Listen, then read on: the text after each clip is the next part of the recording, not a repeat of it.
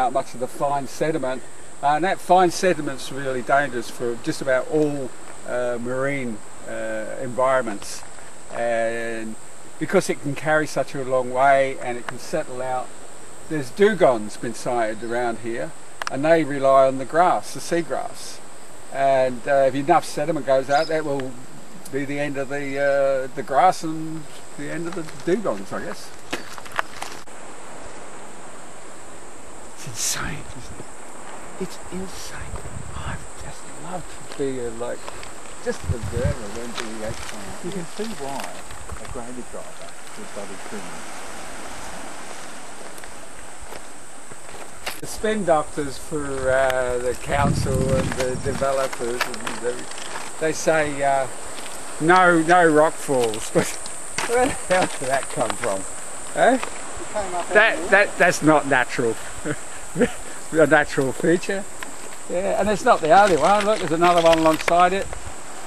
Yeah, big. They should have touched any of that side until they finished this bit. Yeah. Meter pole homes here. Good God. Like, no. I don't know what to say. They're idiots. They are. They're bloody idiots. They have no idea. I think that might be a question.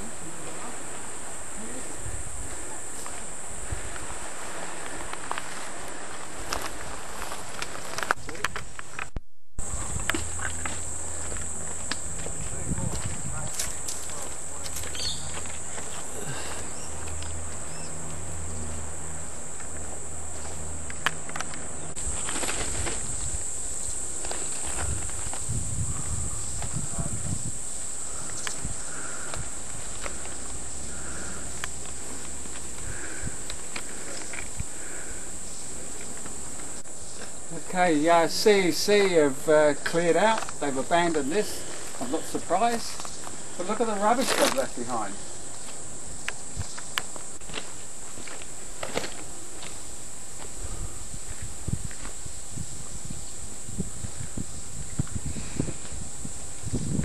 For you. He's my souvenir today. Terry, what did you see in there? Well, I've had another look around there, and really, like every time I go over there, Mark, it's just stunning. Like the erosion is continuing. If anything, it's getting more and more unstable, particularly up the top road there. You can't see it from here, but well, from the photographs, we saw a whole lot of erosion right up on the top road, where the whole road had been completely washed away, and there were huge boulders on there that had come down after.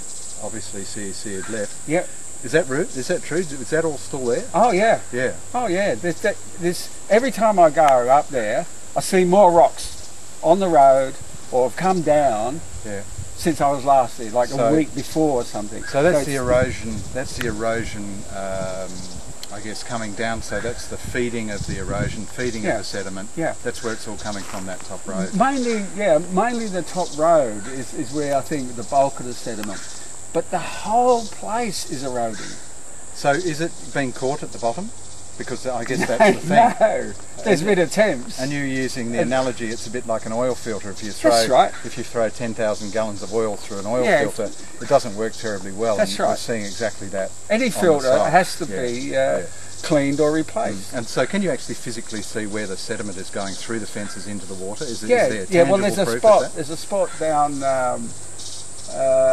very close to the sea there, where you can see it's gone through the sediment trap, and there's a trail of sediment through the scrub, goes right down to the water's edge. Into the water, and this is what they said they wouldn't do. Absolutely. They've denied it all along. I mean, just the council have been saying, "Oh, everything's fine." I mean, it's just insane. Looking from here, it's a remarkable sight. It's sort of like the Snowy Mountains scheme, or similar to the Panama Canal, where you've just got mass movement, mass erosion just working its way into the Great Barrier Reef. Yeah.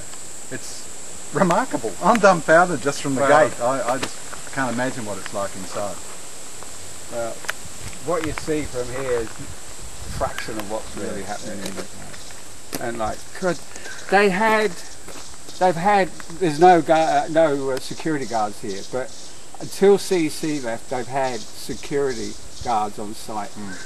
One time they were 24 hours a day, 7 days a week. Yeah. At one time they had guard dogs here.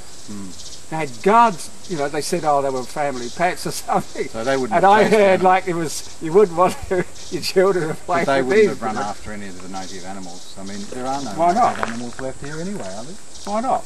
Of course there are. Of course there are. There's wallabies. This development's gone through every possible approval. It's gone through state approval, it's gone through federal approval, it's gone through council approval, but somehow all of these, no matter how stringent these approvals is, that they have failed in the fact that we're seeing massive discharge of sediment into the Great Barrier Reef. Now, I guess we have the opportunity now with the Department of Environmental and Heritage coming up this week, which is the federal department who is responsible to ensure the Great Barrier Reef is not affected by a development like this. It's their chance now to speak back to their Minister Garrett and say, hey, this is not working. That's probably all right.